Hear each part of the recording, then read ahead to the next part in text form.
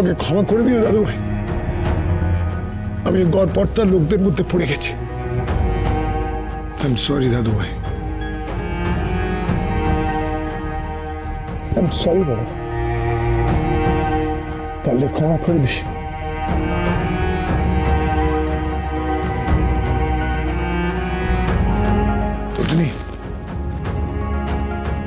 আমার দাদু ভাই না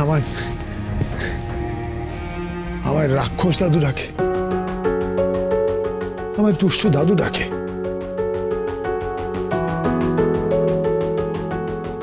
যে লজ্জার আর কিছু হতে পারে?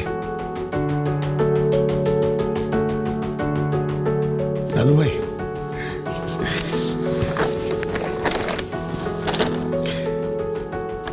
এই নাও দাদু ভাই, এটা তোমার জন্য এনেছি, ধরো। ছোটকা, তুমি ওটা কি দিচ্ছ ওকে? ওকে প্লিজ কিছু দেবে না, প্লিজ ওকে কিছু দেবে না, প্লিজ।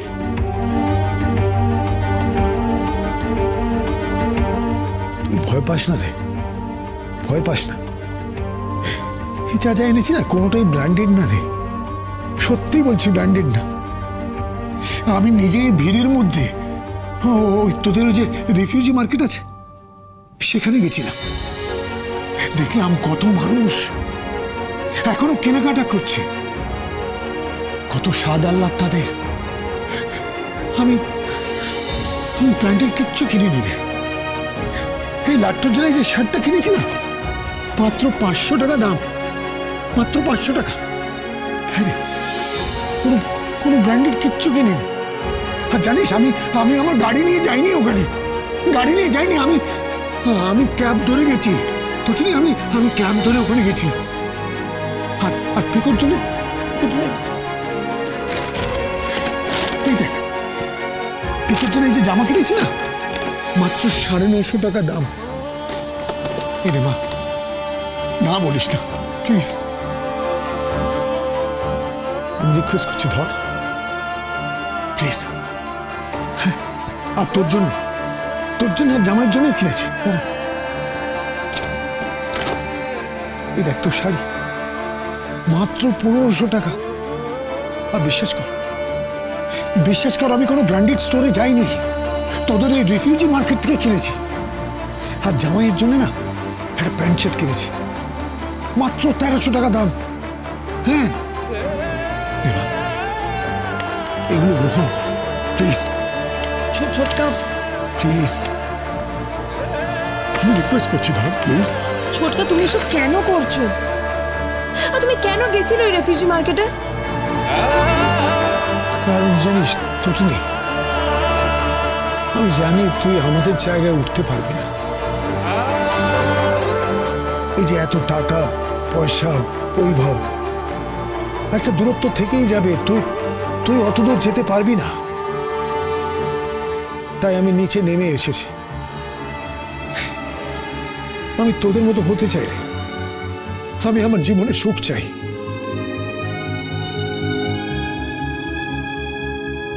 আমার সত্যি আর টাকার দরকার নেই, টাকার দরকার নেই রে তোটিনি। আমাকে তোদের মতো হওয়ার একটা সুযোগ দিবি। উপরের দিকে চোখ সেটা তো অসুরের দৃষ্টি, আর নিচের দিকে চোখ মানে দেবীর দৃষ্টি।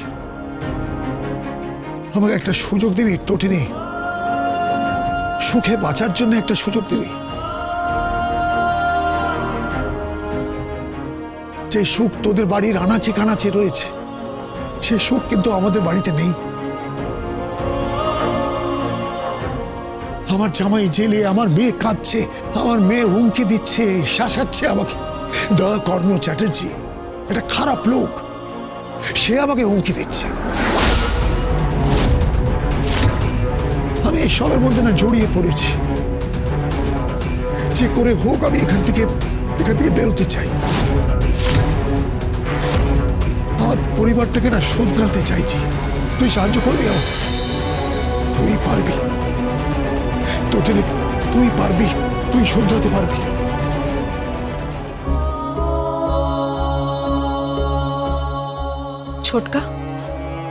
ছোটকা, তুমি সত্যি এসব কথা মন থেকে বলছো? হ্যাঁ রে, তুই অবাক হয়ে যাচ্ছিস তো? বৃষ্টি রোদ মাথায় নিয়ে আমি আমি রিফিউজি মার্কেটে গিয়েছিলাম। জানিস লাট্টুর চলে আমি ওই ক্যাপ পিস্তল নিয়ে এসেছি। তোরা ছোটবেলায় খেলতি, মনে আছে?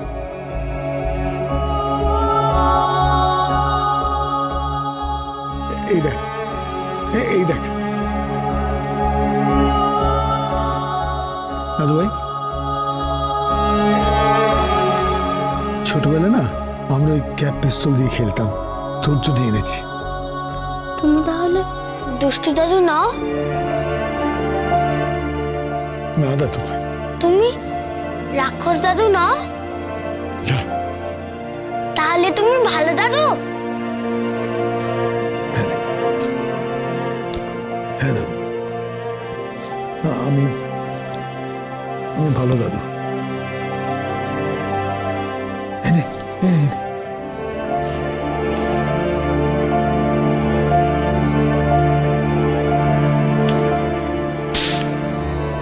দেখলি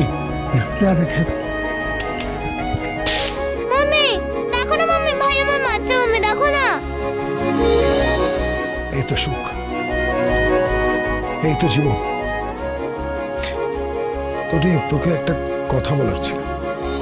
কি? কালকে তো ষষ্ঠী, তোরা তো ঠাকুর দেখতে বেরোবি। হ্যাঁ বেরোবো। তোমাকে কে বললো? না তোটিনি, আলাদাভাবে কেউ বলেনি, তবে প্রত্যেক বছরই তো তোরা হোল নাইট ষষ্ঠীর দিন ঠাকুর দেখতে বেরোস। হ্যাঁ বেরোই, কিন্তু তুমি জানলে কি করে? কে এসেছে টোটিনি? আরে জামাই,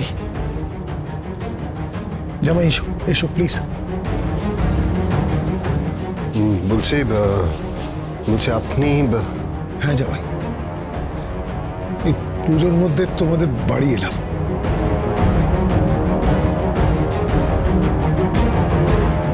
কিছু অনুভব করতে।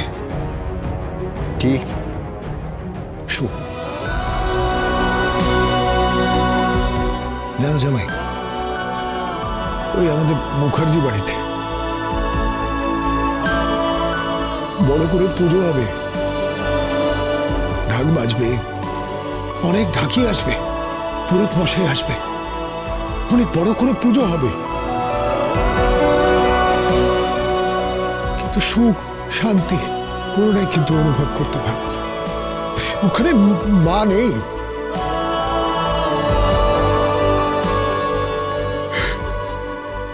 মা ওখানে নেই।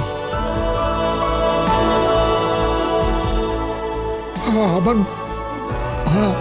দুর্গা এখানে আছে, আমার টোটলি সেইখানে আছে, আমাদের বাড়িতে নেই, নেই গো জামাই। আপনি